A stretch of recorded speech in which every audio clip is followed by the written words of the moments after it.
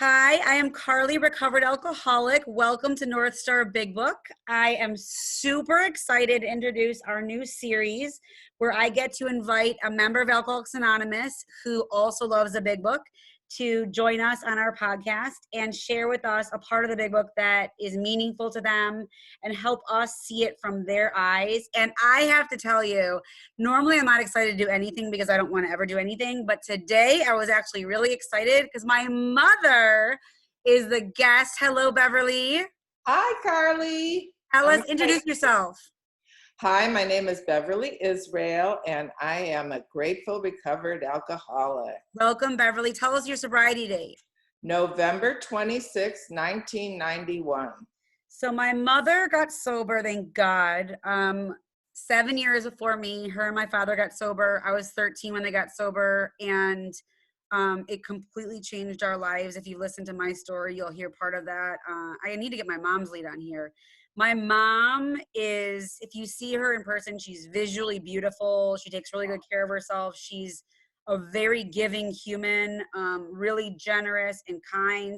But if you work with her or you're her child and you're messing up, she will let you know. And I always joked and said that my mom would hit you with a 2x4 with the truth, but she would always put a mattress on the floor so when you fell, you didn't crack your head open. Um, and I'm so excited for her to be on here. She is probably my biggest cheerleader and fan of everything I do. Listens to everything, reads everything, loves me, comments, supports, shares, and has always, I'm getting a little glimpse of what it must be like to be my mom because my karma baby is giving me a run for my money. And I know from her and I talking that the only way I've been able to become the person I am sober is because she's let me do my thing. And when you got a wild child like me, I'm guessing you have to kind of let them do their thing. But I will say that the biggest gift she ever gave me besides her own sobriety is when she told me from another fellowship that she got help that she couldn't help me anymore. And when my mom said she couldn't help me anymore, I knew that I had nowhere else to go except for to God and you guys. So welcome, Beverly. Thank you. What page are we going to be on? Okay, so we're going to start on page 54. Okay, tell us why you chose this area. Okay, so we're going to talk about where to find God. And when I was a child, I'm grateful to say that my mom taught me to have a good relationship with God. And that's what I called it. I didn't know about higher power at the time, but I called my God, God. And as a child, my mom would tell me to talk to God like my friend, you know? So every night when I went to bed and put my head on the pillow, I would ask God to keep my family safe. If I was having a test in school the next day, I'd ask him to help me. And so I'm grateful that I had that relationship with God. But once I picked up drugs and alcohol, I turned my back on God because I didn't think God would want anything to do with me anymore because I became a liar, a cheat, and a thief. And I hated myself, and I knew that God would not be proud of me. And so the only time I called on God was when I was in a jackpot, and I would say, God, if you get me out of this, I'll never do it again. Right. And I So you had never, that shame. You had that shame kept you that's from the shame. relationship. Yes.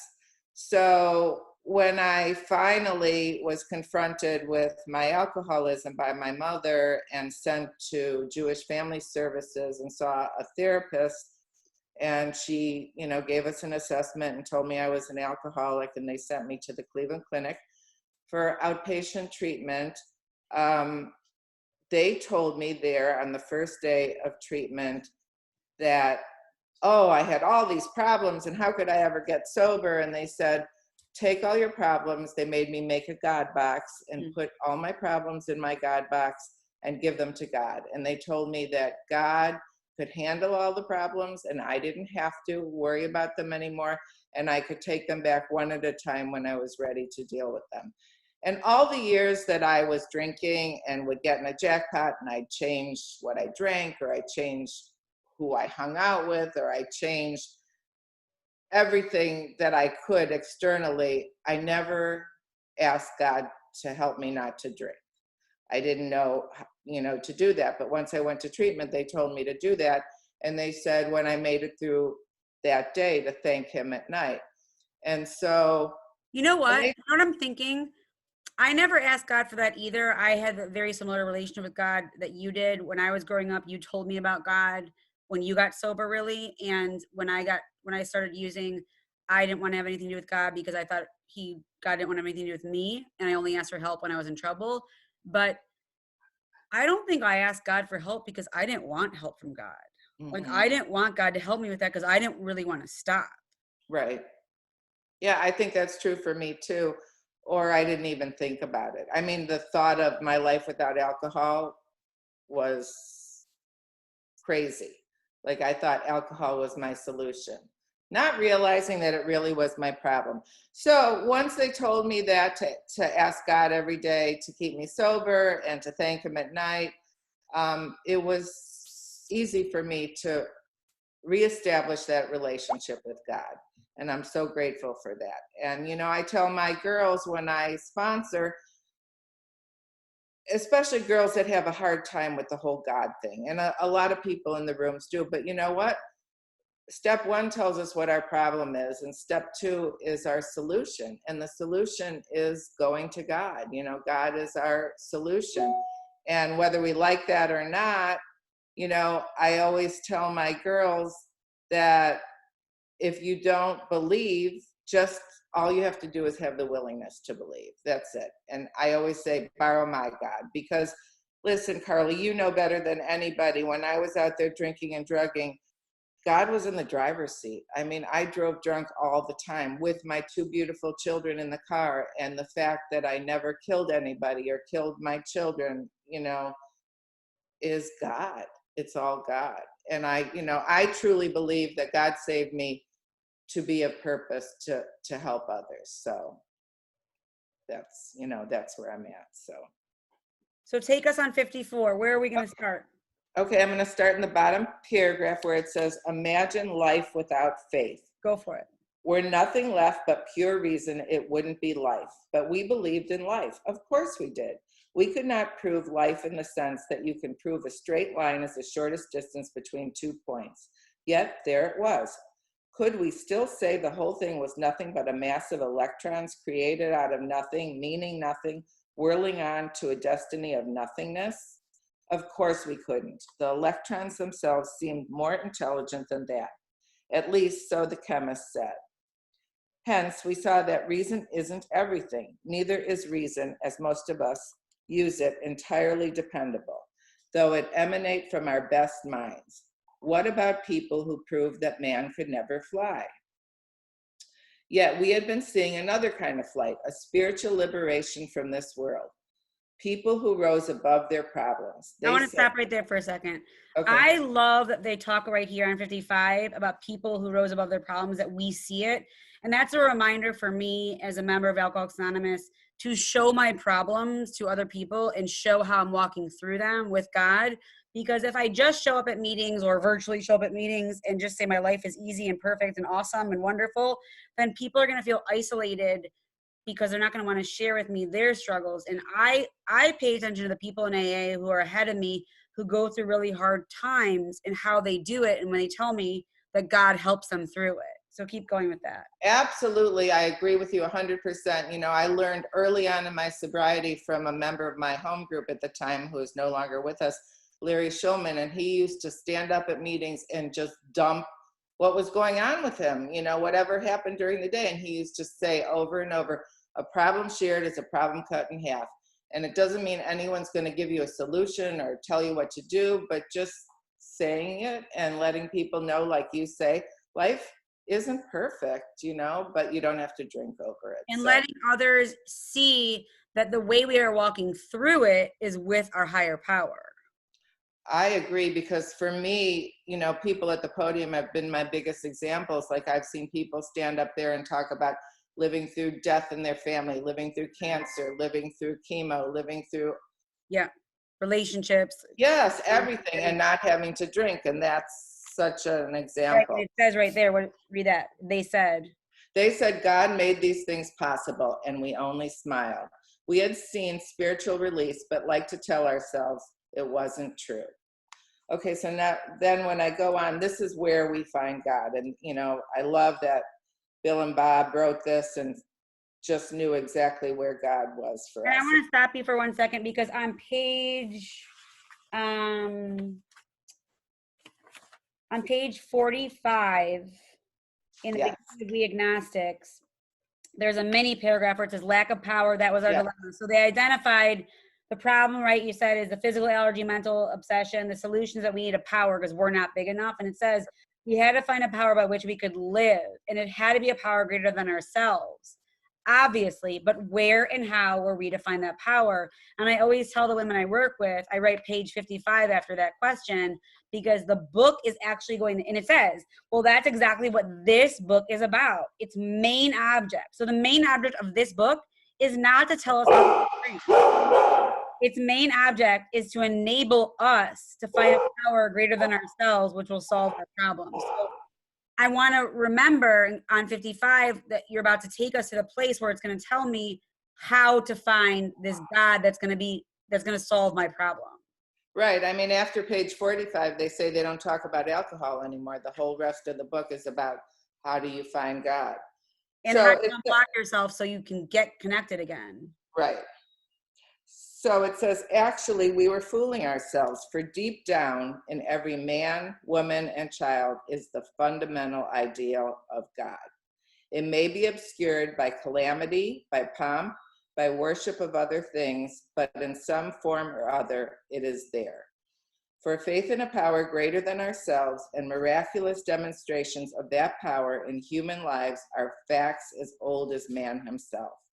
I usually have a woman read that out loud to me when I'm taking her through the first 3 steps, and she usually starts crying at this point because it's like it melts the ice when you have to actually say out loud that it's deep down within us, that it's hidden by all this stuff that we've been carrying around, which is why we're about to do the 4th step, but that within us, do you know the story from Ro Eugene? Are you able to tell it, or do you need me to? What story are you talking A little about? girl that wants to talk to her. Oh, you tell it. Okay. I was thinking a lot about Ro Eugene this morning. Ro Eugene got sober, and she stayed sober and got to die sober, and she was sober like 30 plus years, and she was one of the most inspirational people for me in my sobriety and for a lot of us.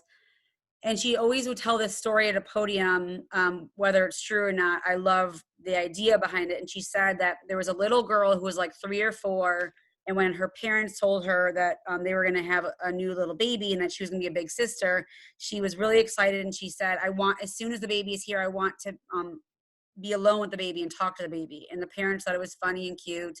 And then they're like, okay, sure. And every single time people would talk about the baby, or the little girl saw the mom's belly getting bigger, she would say the same thing over and over. I want to talk to the baby alone. And after the first couple of times, it didn't seem cute anymore. They were actually concerned, like, why does our daughter want to talk to this teeny newborn? They reached out to their pediatrician. Their pediatrician said, I'm sure it's innocent. You could put the door open a little bit and let her go in the room, and you have the monitor on, and you can sit in the other room and you can listen and make sure that everything's okay. And so the whole plan was, when the baby comes home and she's a big sister, she'll go alone and talk to her little brother in the room. And as soon as they brought the baby home, the little girl said, I want to go talk to the baby alone. And so they put the baby in the crib, and they put the little sister in the room, and they shut the door almost all the way. And the parents went in their room to listen on the monitor. And the sister got really close to the crib, and she said, will you tell me about God? I'm beginning to forget. Oh. And every time I tell I know. I know, because whether it's true or not, I believe that Ro believed it was. And I've asked her before, and she said that she was that little girl, and that we're all born with that perfect knowledge of God, like with that idea inside of us that we're perfect. Like in my house, I have painted on my stairwell so my kids see every single morning when they walk down the stairs, you're a perfect child of God. And that was written on my first big book. And I thought, this is the craziest place I've ever been. Where am I? I have it tattooed on my arm because I've come to a place where I truly believe it. And I tell my kids, there's nothing you can do or not do to lose that image of God in you. And that I didn't know that. I didn't understand that kind of love, but this book is telling us that it's within us. So will you keep Right. going? And I agree that for me, that's what happened to me, where it says it may be obscured by calamity, by pomp, by worship of other things. And for me, that was alcohol and drugs and material things. And yeah, that's when I thought, well, God doesn't want anything to do with me. And I can see that so clearly now. And when you said when girls read that, they start to cry, because it's so true that he's always been there inside. And we just lose that, I you hear know. people in AA saying that the worst time to stop praying and working on your relationship with God when you're not feeling connected is when you're not feeling connected. The reason Right. why we're not feeling connected is because we have blocked ourselves off. Obscure means blocked. So we're the ones who block. Like you and I are both great parents, I think. And I know for a fact that when my son calls me or FaceTimes me or messages me, it brings joy to my life. And Hmm. when it's not even for anything, it's just like, I love you. I just want to tell you I love you. Imagine that with God times a million. And that's how God Right. feels. But we only go to God when we're in trouble or we need something. And this is about to introduce us to a life where we get to go to God all the time. Right. So then it says, we finally saw that faith in some kind of God was a part of our makeup, just as much as the feeling we have for a friend. Oh, and that's what I was going to say earlier. When my girls tell me that they don't believe in God or they don't have a relationship, I always say, how do we get to know each other? Like, how do I get to know you? We talk, we share. You tell me your stuff, I tell you my stuff. It's the same for me and God, or you and God. You know, the more you talk to God on a daily basis, the closer you get and the more you come to rely on God. And It's a connection, so, it's a relationship, and it's about showing up, which is why, fast forward, step 11 is about, I mean, out of every 30 days I meditate and do my reading, I feel connected maybe 2 days. And the other 28 days, I'm just sitting there showing up. And it's about showing up for that relationship. Sometimes relationships are just about showing up right, and showing that this matters. You matter so much that I'm not only going to show up when I need something. right. Sometimes we had to search fearlessly, but he was there. He was as much a fact as we were. We found the great reality deep down within us. In the last analysis, it is only there that he may be found. It was so with us.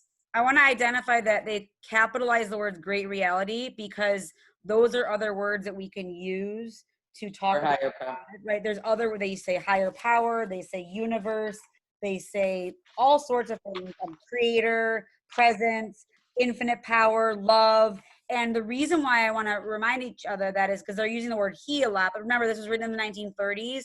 And if that pronoun blocks you, or even the word God blocks you, then replace it with whatever you need to replace it with, because the idea isn't about whatever is blocking you. It's about something so much bigger. And when I started, what I was told, because I was like, look, I believe in God. I just don't know how to have a relationship with God at this point. And I was told the question, what do you need God to be? Right, And I had just gotten sober and I didn't know how to do anything. And I said, I need courage. Like, I don't know how to do anything. And they said, okay, then God is courage. So for now on, whenever you ask for help, you're asking courage to help you with whatever you have to do. And so I had to go to the meetings, but I asked God to give me the courage to walk in the room. And I had to go to whatever I had to do. I had to do it. I had to do the footwork, but God gave me the courage I needed to show up. I agree. And that's one thing that I picture in my mind when I'm afraid or I have to walk into a meeting where I don't know anybody and I feel a little insecure. I picture God with his arms around me, actually carrying me into the meeting. And I tell that to my girls too, that, you're never alone. God is always there. If you are afraid or in fear, picture God holding you. And I don't know, I'm sure you remember at St. Joe's, the big hands Yeah. in the chapel. And I always think of sitting in those hands, and being protected by God. So And the idea that we never have to be alone again, ever. never. That is our new best friend, and that the voice inside of us, and I always share this with the people I work with, that we all have voices inside of us. This is totally not my own words. There's a woman that we both know, and she says to an audience, how many of you, there's two voices inside every single one of us. One's the voice of our soul, our God, and one's the voice of our mind, our head. And then she says, by show of hands, how many of you are able to recognize the two voices? And half the hands go up. And she says, I bet the hands that didn't go up, you said to yourself, I don't hear voices. And, we all laugh because we all heard that voice in our head. And she identifies that the way she identifies the two voices is that one voice uses the word you and one voice uses the word I. And the one that uses the word I is the one that wants something for me right now. What can I get right now to feel good or to not feel yucky? And that's like the head, mind, mental obsession voice. And then the God voice, the soul voice, is the one that talks to me in a you. And so, for example, when my alarm goes off, I have 5 alarms that go off in the morning at 6:01, 6:02, 6:03, 6:05. When my alarm goes off, the voice in my head goes, oh my God, I'm so tired. It's pitch black out. There's no reason on earth I should be up right now. I'll do this later. And that's all I. And then I hear the voice saying, you said you were going to wake up. You'll feel better if you do it now. You're going to be too tired later. And that's the voice of God. And the way I can tell it, besides the you and the I, is that the voice of God always wants what's best for me in the long run.